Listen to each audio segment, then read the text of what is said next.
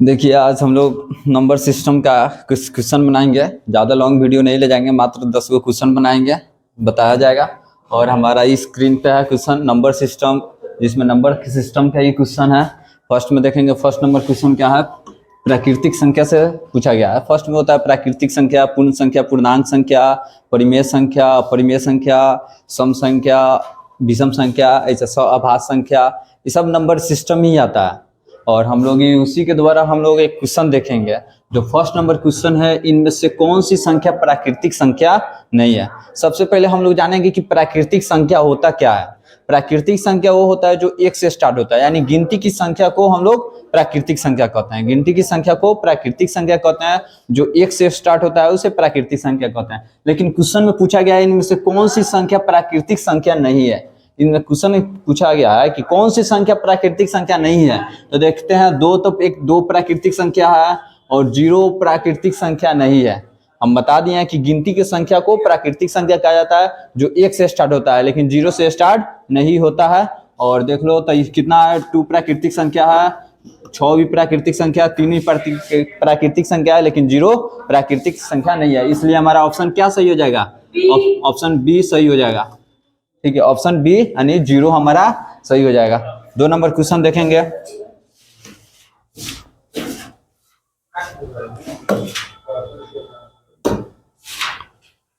चलिए 2 नंबर हम लोग क्वेश्चन देखेंगे कि इनमें से कौन सी संख्या पूर्णांक संख्या नहीं है। सबसे पहले हम लोग पूर्णांक संख्या जानेंगे, आखिर पूर्णांक संख्या होता है क्या। तो पूर्णांक संख्या होता है, जो पूर्णांक संख्या वो उसे कहते हैं जो पूर्णांक संख्या के अंदर धनात्मक भी होती है और ऋणात्मक भी होती है, और साथ में 0 का भी सम्मेलन होता है, उसे पूर्णांक संख्या कहता है। धनात्मक का मतलब होता है प्लस, धनात्मक का मतलब होता है प्लस, ऋणात्मक का मतलब होता है माइनस, और साथ में 0 का भी सम्मेलन होता है, उसे पूर्णांक संख्या कहते हैं। तो यहाँ पे क्वेश्चन देखेंगे 3 नंबर, इनमें से कौन सी संख्या पूर्णांक संख्या नहीं है। इसमें कह रहा है पूर्णांक संख्या नहीं है।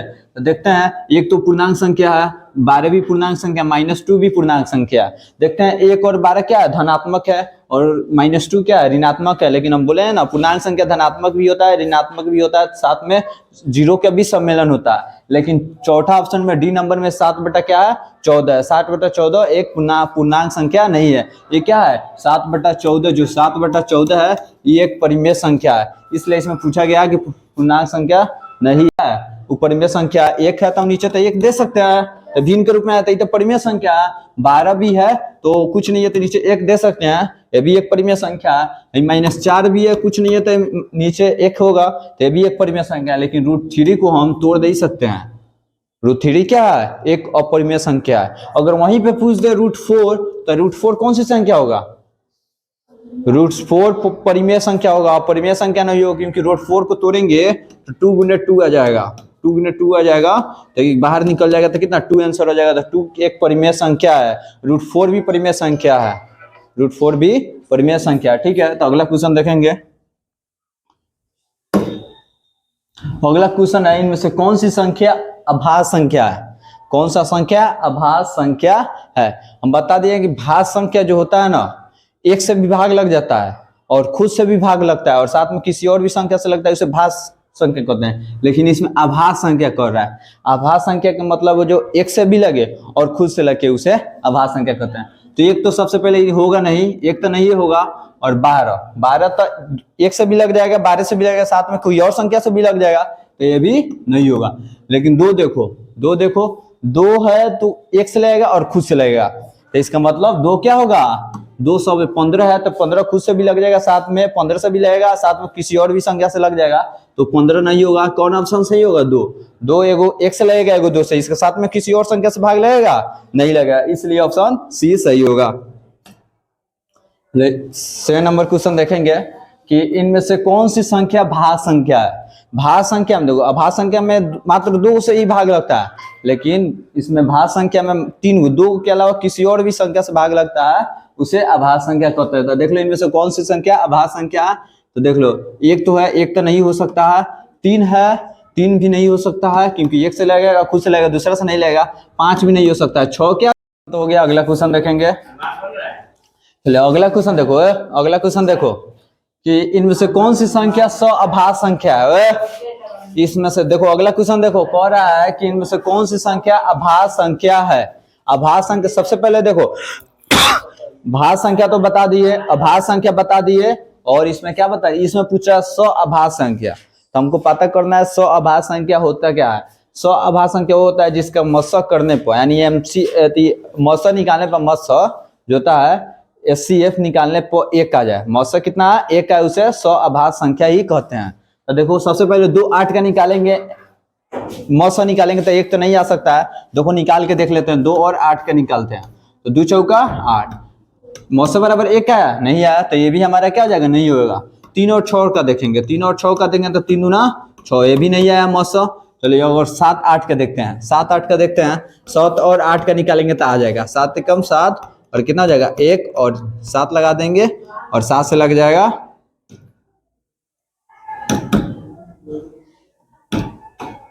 7 से लगा देंगे तो क्या हो जाएगा, कट जाएगा। तो मौसम बराबर कितना हुआ 1। तो जिसके मौसम में 1 आ जाए उसे ही हम सअभाज्य संख्या कहते हैं। समझ में आया। तो ये हमारा क्वेश्चन हो गया। अगला क्वेश्चन देखेंगे हमारा 7 और सी आंसर राइट आंसर हो जाएगा। सी हमारा राइट आंसर, बाकी सब गलत हो जाएगा। इसी तरह से नवोदय क्लास में पूछेगा, ऑप्शन 4 को ऑप्शन देगा। 9 नंबर क्वेश्चन देखेंगे, ठीक है, कि इनमें से कौन सी संख्या सअभाज्य संख्या नहीं है। उसमें पूछा था कि सअभाज्य संख्या है, लेकिन इसमें पूछा सअभाज्य संख्या नहीं है। इसका मतलब देखो कि 4 5 को देंगे तो 1 आ जाएगा मौसम, तो ये तो सअभाज्य संख्या है। लेकिन 6 7 के भाग देंगे तो इसमें भी 1 आ जाएगा, लेकिन 4 8 का भाग देंगे भाज्य तो नहीं आएगा ये, इसलिए हमारा ये दोनों गलत हो जाएगा और सी क्या हो जाएगा, सही हो जाएगा। समझ में आया। 10 नंबर लास्ट सवाल देखेंगे, आज 10 ही बनाए, कल 11 से 20 रहेगा। सबसे छोटी प्राकृतिक संख्या क्या होता है।